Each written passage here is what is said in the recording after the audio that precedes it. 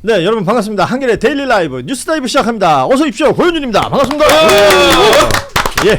자, 월요일에 함께 해주실 세 분 소개해드리겠습니다. 먼저 김종대 전 의원 나오셨습니다. 어서 오십시오. 반갑습니다. 오늘 드라이가 잘 됐어요. 아, 네. 성공한 날이에요.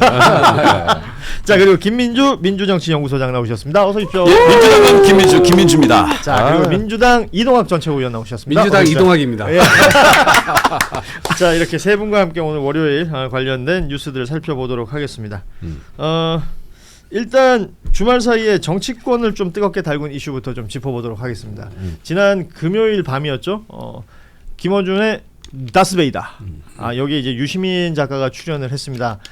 출연 전부터 이게 녹화물이었기 때문에 녹화 마친 이후에 이런 발언을 했다더라라는 소문이 막 돌고 있었고 관련된 방송들 컨텐츠들도 많이 봤는데 실제 금요일날 방송이 나오고 제법 논란이 되고 있습니다. 그 이른바 재건축론, 뭐 이렇게 이건 언론들이 이렇게 이름 붙인 것 같은데요.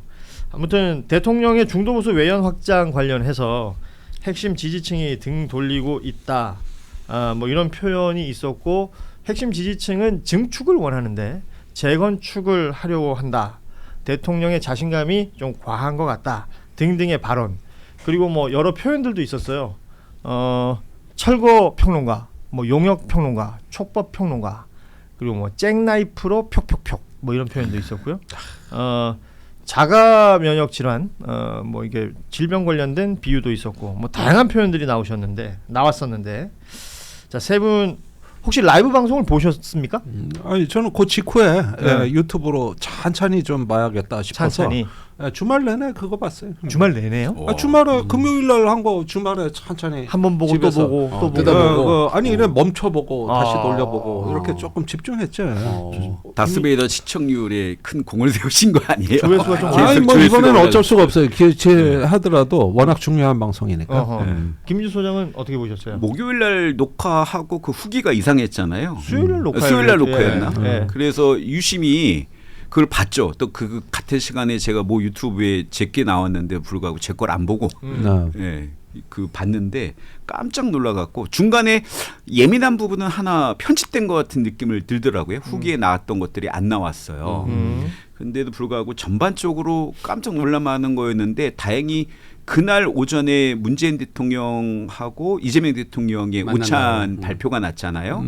그래서 상당수 그 유시민 작가가 이야기했던 근거, 친문이 공격받고 친문이 멸시당하고 있다라는 말이 자연스럽게 좀 의미가 희석됐고 또 고민정 의원이 좀 세게 얘기했잖아요.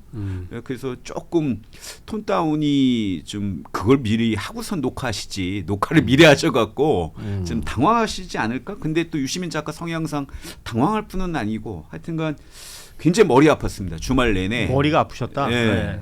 이동학 최고는 어떻게 봤습니까? 저는 되게 아이러니하게 봤습니다. 왜냐하면 20년 전에 봤던 장면인 것 같아요.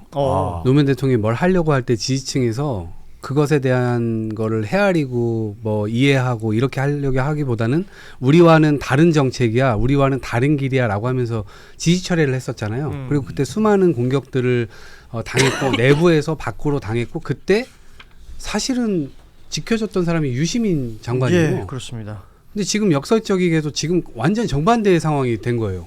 오히려 그때 당시 그 돌아섰던 지지층들은 후회를 하고 자책감에 우리가 다시는 그렇게 하지 말자라고 되뇌었던 분들인데 거꾸로 그 진영에 속해 있던 분이 지금 공격을 하는 듯한 느낌을 좀 받았거든요. 대통령을 공격한다는 그게 느낌. 저가 면역이. 그러니까 이제 그래서 저는 아이러니하다고 생각했던 겁니다. 그래서 좀 이해하기가 저도 상당히 좀 어렵고 지금은 이제 2년 차에 들어가는 대통령이기 때문에 보다 폭넓은 시야에서 이런 것들에 대한 것들이 진행되고 있고 이건 단순히 뭐 내가 기분이 나쁘니까 난 지지 처리할 거야 이런 정도의 성격으로 다뤄서는 안 되는 문제라고 보거든요. 좋습니다. 우리 김종대 의원께서 어떻게 보셨는지 이게 지금 뭐 이렇게 총괄적으로 이제 총평해 주시듯이 한 마디씩 주셨는데. 조금 구체적으로 얘기하면 지금 이동학 최고위원의 발언이 참 흥미있는 대목인데 그게 바로 강준만 교수 사례입니다. 2003년 7월경에 제가 청와대에 있을 때 그때 아주 그 기념비적인 책이 노무현 죽이기라는 책이 나왔죠.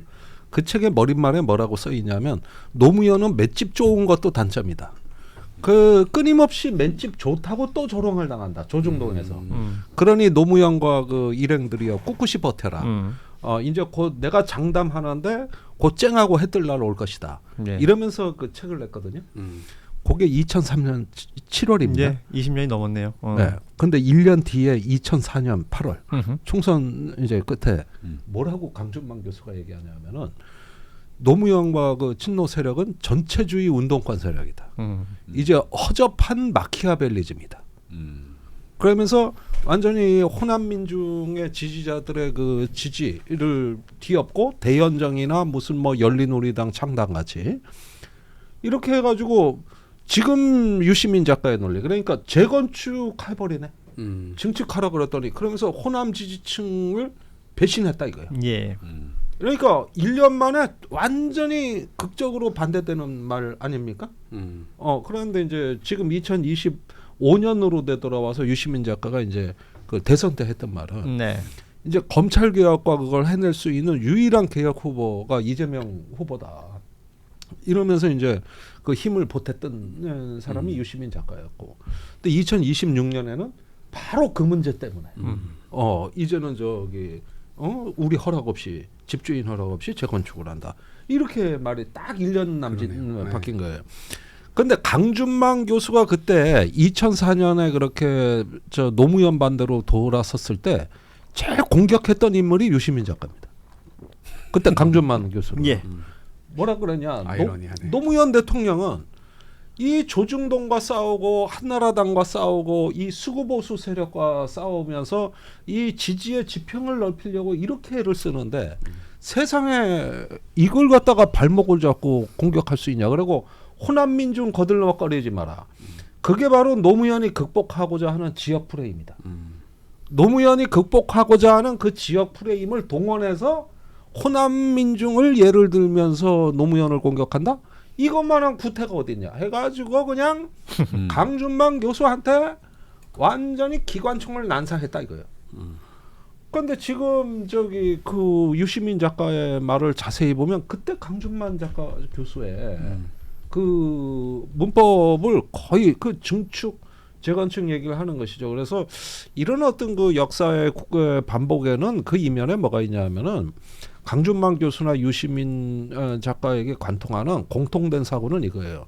내가 이렇게 애를 써서 청춘을 다 바쳐서 이뤘고 내가 지지해서 이만침 지지해서 뽑은 대통령이 우리 말을 들어야지. 어디 가서 남의 말 듣고 저러냐. 이런 거 난 못 참는다 하고 배신감, 소외감, 상실감.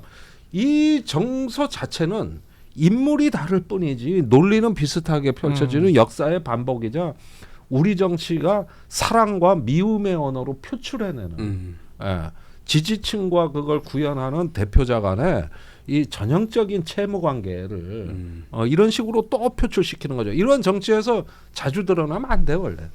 그 지금 김종대 의원 말씀대로라면 약 한 30분 남짓했던 인터뷰 내용이었던 것 같습니다. 그 25분? 예, 그 내용을 지금 한 줄로 요약하자면 과거의 유시민의 발언으로부터 그 답을 찾을 수도 있는 거군요.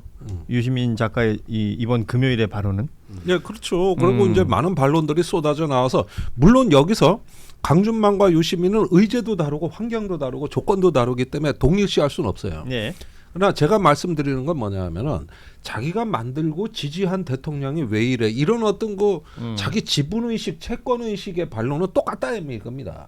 의제가 다르고 조건이 달라도. 그런데 이런 것들은 민주주의에서 내가 누굴 지지하고 누굴 어떤 정치 지도자를 만들었다 하더라도 그 정치 지도자는 자율성이 있는 거고 그건 나중에 결과로 책임지는 존재지. 예. 이 과정 자체 왜 우리 기대하고 달라 이렇게 개입해 들어가기 시작하면은 이게 이제 온전하게 이 정치가 작동하기가 어려워지기 때문에 굉장히 신중하는 게 좋겠다.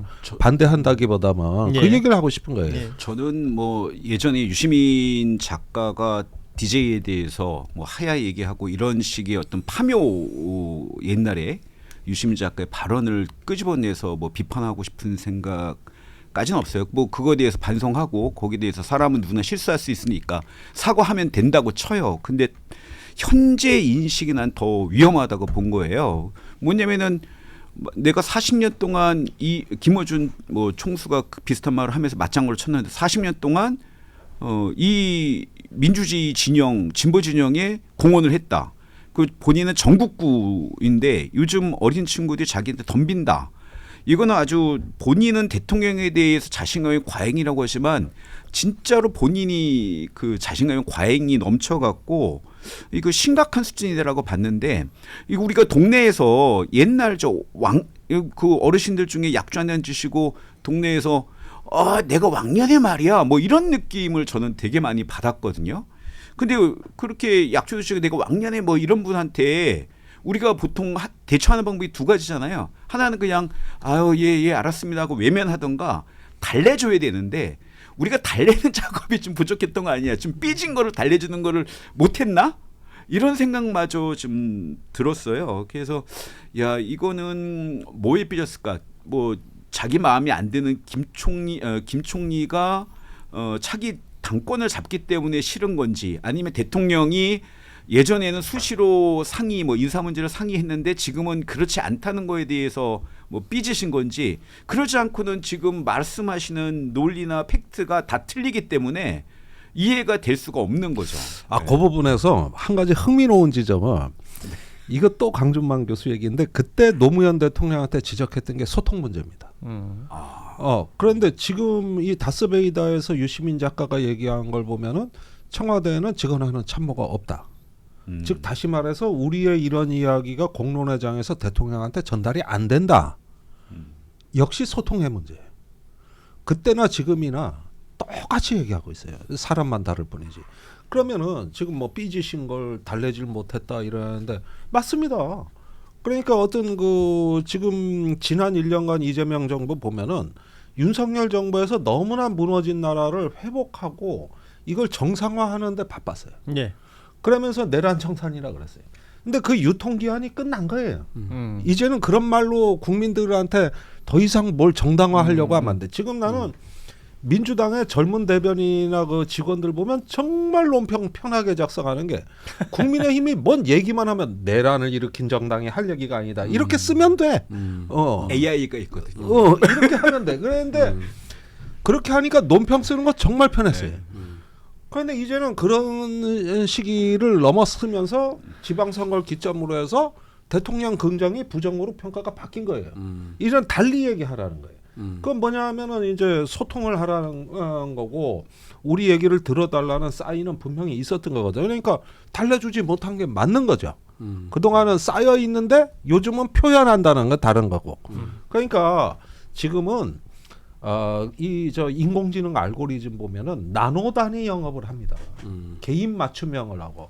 근데 정치가 하는 거는 옛날하고 똑같이 그냥 보수 진보 나누고 뭐 친명 친척 나누고 이렇게 아주 원시적으로 두리뭉실 나눠가지고 그냥 공중전으로 그냥 끝내버리려고 하는 이런 정치의 구태는 20년 전이나 지금이나 똑같다고. 세상은 변했는데.